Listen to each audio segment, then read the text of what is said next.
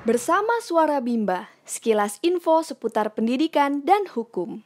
Penutupan pendidikan informal Bimba AYWO, Bupati Purwakarta disomasi pidana dan perdata oleh YPAI.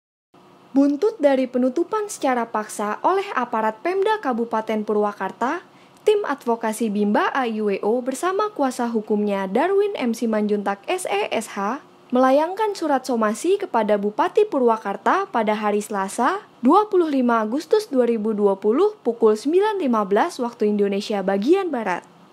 Dalam keterangannya, Darwin memperingatkan Bupati Purwakarta perihal adanya penyalahgunaan wewenang oleh aparat yang secara struktural berada di bawah Bupati telah melakukan penutupan secara paksa kegiatan belajar anak usia dini yang diselenggarakan Bimba AYWO. Saya somasi Bupati, saya kasih 7 hari kalender, Pak. Kalau tidak, saya laporkan Mabes Polri. Surat somasi dengan ancaman pidana tersebut berlaku dalam tempo 7 hari kalender. Adapun permintaannya agar segera dibuka kembali kegiatan belajar anak Bimba AYWO yang jelas merugikan masyarakat Purwakarta. Lanjut Darwin. Tuntutan tersebut berdasarkan pada landasan hukum yang menjelaskan peran serta masyarakat untuk mencerdaskan kehidupan bangsa dan hak anak untuk mendapatkan pendidikan yang baik dilindungi oleh UUD 1945. Berdasarkan keterangan yang didapat dari Arif, Kasih Perizinan dan Non-Perizinan DPMP TSP pada hari Rabu 2 September 2020, bahwa akan dibuatkan jawaban segera atas somasi dari Bimba.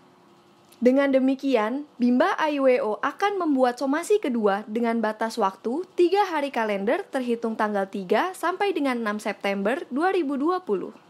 Seperti harapan para orang tua yang telah merasakan manfaatnya, menginginkan segera dibuka kembali kegiatan belajar anak-anak di Bimba walaupun sementara pandemi COVID-19 ini dilakukan secara daring di rumah, tidak dengan tatap muka. Berawal dari petugas gabungan aparat pemerintah daerah Kabupaten Purwakarta dari Dinas Penanaman Modal Pelayanan Terpadu Satu Pintu atau DPMPTSP dan Dinas Pendidikan Bidang PAUD dan Kemasyarakatan beserta petugas Satpol PP melakukan penutupan secara paksa terhadap beberapa lembaga pendidikan Bimba AYWO pada tanggal 4 Agustus 2020 karena dianggap tidak memiliki izin operasional. Tindak lanjut dari aksi penutupan kegiatan belajar anak usia dini tersebut, walaupun dilakukan dengan cara daring, membuat reaksi pihak Bimba AYWO Pusat di Jakarta melalui Yayasan Pengembangan Anak Indonesia atau YPAI, meminta penjelasan kepada aparat gabungan dari DPMPTSP dan Dinas Pendidikan agar diadakan pertemuan via online. Pertemuan via Zoom Meeting disepakati untuk diadakan pada hari Rabu 19 Agustus 2020. Dalam acara Zoom Meeting tersebut dimoderatori oleh Rahmat Yanto dari pihak YPAI, dihadiri pula oleh tim advokasi yang didampingi oleh Profesor Sudarsono sebagai pembina YPAI, dan Imam Sutrisno sebagai Ketua 2 sekaligus Direktur Pengembangan YPAI. Selain itu juga dihadiri oleh perwakilan beberapa mitra pengelola Bimba AYWO di wilayah Purwakarta. Dalam kesempatan itu, Kepala Bidang PAUD dan Kemasyarakatan Dr. Randes Haji Kodar Solihat MSI memberikan keterangan bahwa secara substansi kualitas Bimba AYWO sangat baik karena terlibat secara aktif memberikan pelayanan pendidikan yang baik kepada masyarakat Purwakarta, khususnya dalam membangun minat baca anak usia dini. Namun, lanjut Kodar, sebagai petugas yang bertanggung jawab untuk mengawasi perizinan dan pengelolaan lembaga pendidikan anak usia dini, bekerja sama dengan DPMPTSP, merasa perlu menertibkan para penyelenggara yang tidak memiliki izin operasional. Pihak yayasan berupaya memberikan penjelasan tentang kedudukan Bimba AYWO sebagai anggota dari GPMB atau Gerakan Permasyarakatan Minat Baca, yang saat ini meyakini berada pada jalur pendidikan informal. Namun, Kabid PAUD dan Kemasyarakatan bersikeras memiliki pandangan berbeda yang menyebabkan menolak untuk mencabut surat penutupan tersebut sampai diterbitkannya perizinan. Mengakhiri rapat virtual tersebut, akhirnya kedua belah pihak sepakat untuk diadakan pertemuan lanjutan secara tatap muka di kantor DPMPTSP Kabupaten Purwakarta pada hari Selasa, 25 Agustus 2020 untuk mencari solusi hukum yang sesuai bagi Bimba. Sebagai lanjutan Zoom meeting, tim advokasi legal pihak Yayasan Pengembangan Anak Indonesia menghadiri undangan rapat di kantor DPM PTSP Kabupaten Purwakarta pada Selasa 25 Agustus 2020 pukul 10 waktu Indonesia bagian Barat sesuai rencana. Hal ini dilakukan untuk meninjau kembali surat penutupan kegiatan belajar anak usia dini Bimba dengan membahas beberapa landasan hukum termasuk Peraturan Permendikbud Nomor 81 Tahun 2013 Pasal 3 Ayat 2 tentang bentuk PNF sejenis yang dijadikan dasar hukum, namun beda penafsiran oleh Disdik Kabupaten Purwakarta.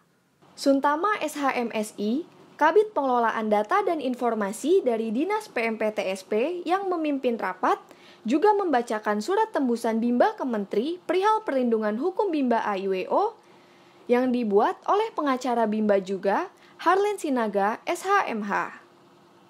Dalam kutipan Permendikbud Nomor 81 Tahun 2013 Pasal 3 Ayat 2 tersebut terdapat satuan PNF sejenis sebagaimana dimaksud dalam ayat 1 huruf E terdiri atas rumah pintar, balai belajar bersama, lembaga bimbingan belajar, serta bentuk lain yang berkembang di masyarakat dan ditetapkan oleh Direktur Jenderal Pendidikan Anak Usia Dini Non-Formal dan Informal.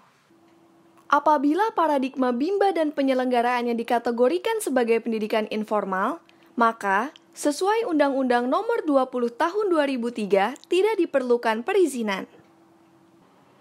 Tetapi, apabila tidak dikategorikan sebagai pendidikan informal, maka sesuai Permendikbud Nomor 81 Tahun 2013 Pasal 3 Ayat 2, Bimba AIWO dapat dikategorikan sebagai satuan PNF sejenis kategori bentuk lain yang berkembang di masyarakat.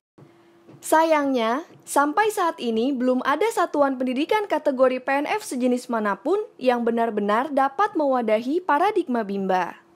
Terkait permasalahan ini, sesuai dengan surat permohonan perlindungan hukum kepada Menteri Pendidikan yang telah dilayangkan oleh YPAI, saat ini sedang dicarikan solusi antara lain melalui penetapan Satuan Pendidikan RMB atau Rumah Minat Belajar sebagai satuan PNF sejenis kategori bentuk lain yang berkembang di masyarakat.